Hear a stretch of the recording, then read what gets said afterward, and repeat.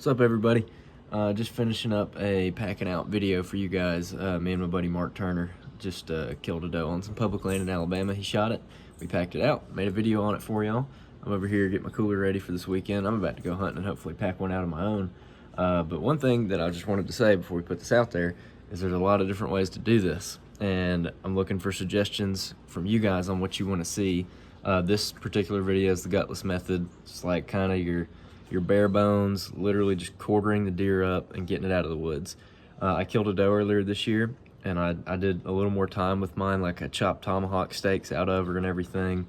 And a lot of people are asking about that, so hopefully we can get a video on that pretty soon. Hopefully this weekend, if I shoot a deer. We'll see. Definitely drop some suggestions on what we should do for the next video, and let me know what you think about how we filmed this video. Maybe for the next one you want to see some different angles or something, just drop those in the comments below. We'll be happy to do that. So yeah, big shout out to Mark for coming and hunting with me and also being on this video. So y'all make sure you go check out Hunt the Land Podcast. All right, well, gonna go recover this doe. She fell right over here, but blood trailer anyway, see what kind of blood we got. Shot it through the front shoulder, so be interested to see if I got a pass through or not, or anything like that. There's your arrow. Oh, thank you. All right, answer to the first question is yes, I did get a pass through.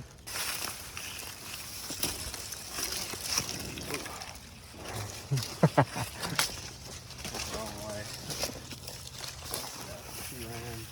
Got the doe. How far do you think that was? Like maybe 50 yards? That's probably generous. Yeah. Probably like 40. Heck yeah, dude. Got that tri-pan up pretty good, but did its job. That's a big old doe. Yeah. Yeah. So she was facing right towards me, and that's the entry right there. And then it exited right out her That's gut. why she didn't bleed. Yeah. I'm glad I'm gonna be doing the no gut method on her. Yeah. Not have to deal with that. Yeah. All right, so was lucky enough to be able to harvest a doe this morning, and we were actually gonna pack her out because we're about an hour, or not an hour, excuse me, a mile walk in here. And so I'm gonna just do the no gut method on her, put her in game bags, put her on our backs, and get out of here. Sweet.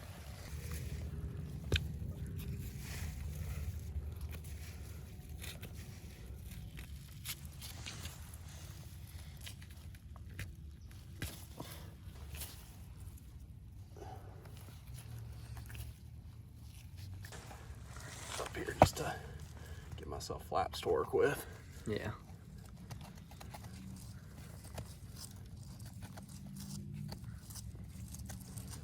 Just take the skin off to be able to expose the back strap, and then the way that I do it is I go ahead, once I've taken that skin off, I go ahead and just cut up to about the center line, just so that I can lay that flap back, and so that I have the skin kind of separated, so I can have better access to the back strap as well as to the shoulders whenever I go to do that.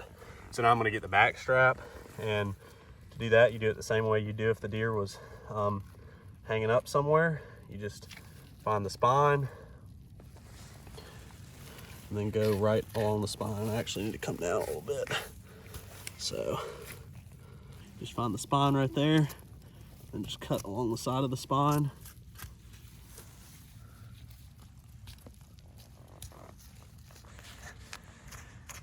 And I tend to just kind of skin as I go.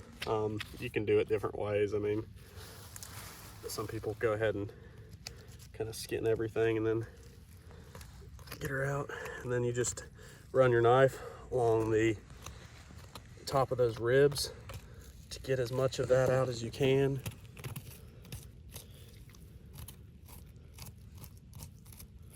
The back strap ends right around the point where the leg comes up.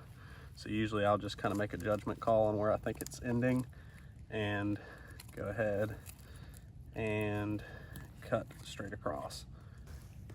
So now I just trim my knife right here. You can kind of see a line where the back strap meets the rib meat. I just very lightly run my knife along that line, just trying to get some separation. Occasionally you got to come in and cut behind it, but a lot of this is just pulling at this point.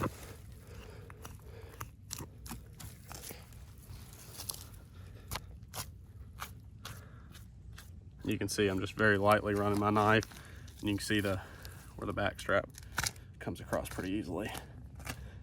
And at this point, you're at the other end, and usually what I'll do is I'll just pull on it, try to stick my knife up in there as far as I can. You can see that it does run up under the shoulder a decent amount. So usually I'll just pull on it, run my knife up in there, and go ahead and cut it. And there you have what I at least would consider the finest cut on a deer. Pretty Beautiful. easy to get out. I'm just gonna go ahead and stick it in a game bag, and next we're gonna get the hind quarter off. So with this, personally, some people would just cut it off here.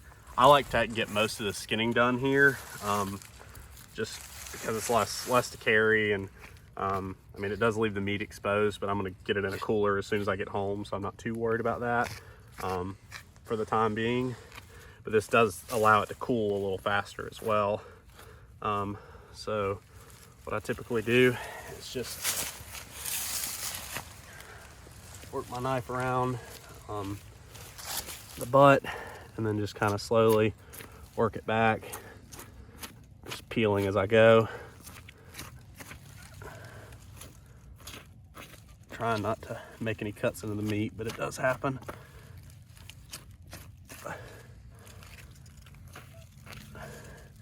So without a pair of loppers or something like that, it's pretty difficult to cut these legs.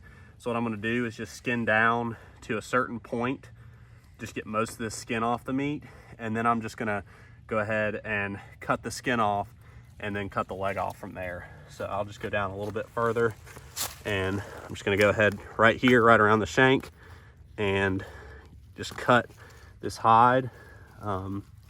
Again, it's necessarily the way that you have to do it. Some people will just leave that skin on all the way, but I just prefer not to have to deal with hair whenever I get back to my apartment. So from here, I've got this half already clean, so I don't want to stick that in the mud or anything. So I'll just go ahead and run the knife along through here. Go ahead and separate the skin on the leg. It will get a little bit dirty. It happens at times, but try to keep it as clean as possible. And from here, what I'm gonna do is just pop it. And you'll see where that leg is joining in to the body. And there is a bone there, and you will have to deal with that. A little bit of release. A little bit of release there, yeah. So that's one thing. Whenever you're doing this, you can get into the guts. Obviously, I got into the abdomen a little bit right there, so just be mindful of that. But at this point, I'm just gonna push those back in and try to keep cutting until I get down here to this joint. Well, there it is. there it is. So there's a joint right there that is just a ball joint, and if you hit it right, you don't have to cut or anything like that. And like I say, I already popped it, so it's already clean.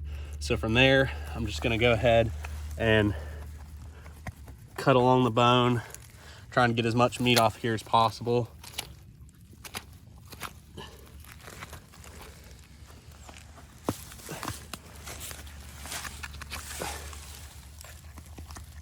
And I'll come back and trim this that I've missed, and it'll go in the burger pile.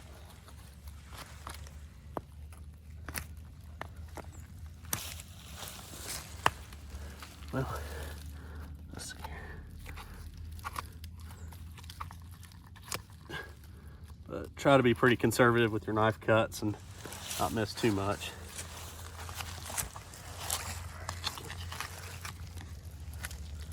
All right. That is the back ham. I'm gonna actually put this in a different bag than the back strap. It does have a little bit more, a little bit of dirt on it, but we'll be able to rinse that off when we get back to the house. I'll come back here, trim up what I left on here. So I did leave a fair amount actually on that, under pressure trying to do it on a video. On the spot, boy. Yeah. But again, that's all right. I eat a lot of ground meat, so it's not like a huge deal to have to throw some of this trim. That this would have been off of the top round cut, but it's not a big deal to me to have to throw some of that in the grind pile. So for the shoulder, you basically do the same thing, except the shoulder's a little easier because there's no joint there. So you don't have to actually cut anything bone-wise to get it off. So I'll just take and skin down just like I did on the hind quarters. Actually get around here. And just keep cutting down till I hit a point where I feel comfortable with it. And here I'm gonna go ahead and punch through the hide, try to cut along the back side of the hide. So I'm trying to minimize the amount of hair that I'm actually cutting, trying to just cut skin, not hair. Although not doing a good job at it. And then work up that way just a little bit. Okay, got that part. Now I'm just gonna cut the hide off there. And again, just have a little bit of hide down there, but that's fine because I'll have to saw that off anyway, or pop it off elsewhere. So now that I've got all the skin off, just gotta cut this last little bit. All right, now that I got all the skin off, basically the shoulders are super easy. All you do is just go right behind, basically under the armpit here. And as you can see, my broadhead actually went through there, so I'm gonna lose a little bit of meat on that. But there's a shoulder blade right here, and you go just on the inside of that shoulder blade, and all that meat just come out just like that. Again, shoulders are really simple. You really just have to cut behind that shoulder blade, and it's pretty easy to access. Now, obviously we're gonna flip the deer over, do the same on the reverse, and then get the neck meat. But there is one last thing that I'll show you as far as getting the tenderloin, because I know a fair amount of people that talk about not being able to get the tenderloin if they do the no gut method. And that is not the case at all. I'm gonna have to be a little bit careful here because obviously my shot did exit out the guts, and she and you know, just to begin with, the tenderloins are right up here against the rumen and the intestines and everything else. So, but if you cut, you can see that the ribs, actually the rib cage only is like full and extends down the whole body of the deer in the front half. In this back half of the deer, there's nothing there, there's no ribs. And so if you go in, you know, the tenderloins are located just underneath the backbone. If you just cut the skin just like I did right underneath where you got the back strap off, you can actually open it up and see right there, that's the tenderloin. And so all that you have to do to get access to it then is to just slowly, you know, push these guts out of the way and just slowly fillet with your knife and push them out of the way and cut them out of the way. And now you have access to it. And the tenderloin is really, really easy to get out. And all you have to do is just cut at the very top of it, just cut it, and then take your knife along the back side and just make a few cuts. And usually you just have to start it. It'll usually peel out once you get it started, all up and down it. And then sometimes it doesn't, and you have to take your knife just along the top of the ribs and cut it, but just be sure not to cut the guts or anything like that. And you can take and peel it, and it will come right out just like that. And there you have the tenderloin. Again, really easy to access. I know quite a few people that I've talked to have trouble getting it out because they don't want to gut the deer, and I would not recommend gutting the deer if you're doing this, but you can get really easy access to the tenderloin just by coming in through the back. Again, from here we're just going to get the neck meat, and then we'll just flip the deer over and do the same thing on the back side. So now we're just going to go for the neck meat. Again, I'm just cutting right along the skin and just going to peel it back to where I expose most of it. A doe this size is probably not going to have a ton of neck meat on her, but it's definitely not worth just leaving in the woods.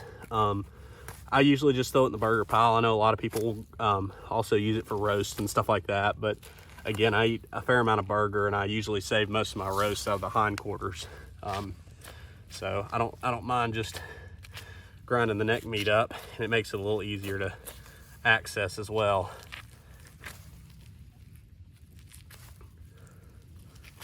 All right, so now that you've got this, this right here is all a piece of meat, but you have vertebrae along the spine that are going to cause some problems, and you have to move your knife up and down as you move through that area. So I'll just take with my knife and cut the lower section of where I'm going to be getting neck meat, and then from there I'll just go ahead and make a cut right along her throat, and then I will start cutting around these vertebrae. This is a little bit of a tedious process, but again, because I'm just using it for burger, I don't really mind if it comes out looking ugly. If you were trying to save it for a full roast, you can do like a neck roll with it, but that takes a good bit of time to do.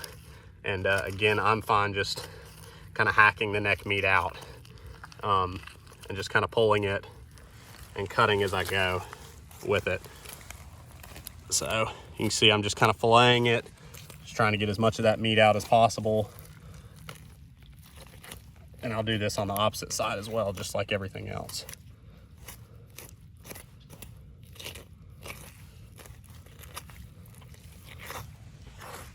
There is a fair amount of neck meat right along the back, so make sure that you get as much of that as you can. And then I'll just go ahead, once I feel like I've gotten all of it, go ahead and take it and cut the rest of the skin off where it's attached.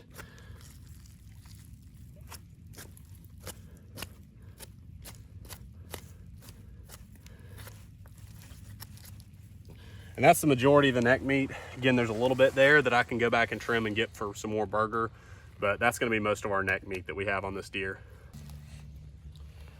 All right, so got this doe all quartered out, loaded up in the pack, and we're about to head back to the truck. Man, this is such a good method to use. I hate dragging deer, and we're about a mile from the truck right now, the way that we need to walk to get out of here, and it would have just been terrible trying to gut her and drag her and all this stuff. It took a few more minutes to get her loaded up, but this is less work that I have to do once we get her to the truck or get her home or wherever you're taking your deer. And another thing to remember is really this isn't that much weight. And so with that in mind, especially if you can take your stand back to your truck or, not have to carry everything all at once, you really don't have to have a high quality pack. I mean, this is a Kuiu, and I really like this pack because it does have a frame. And it's going to be better, but even with like a cheap backpack, I mean, you're only carrying probably 30 pounds on your average doe.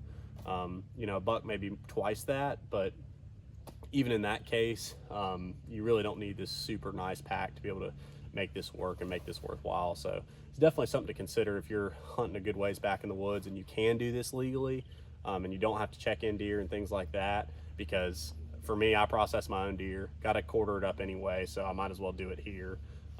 And not have to take all that weight out of the woods dragging it. So, gonna head to the truck.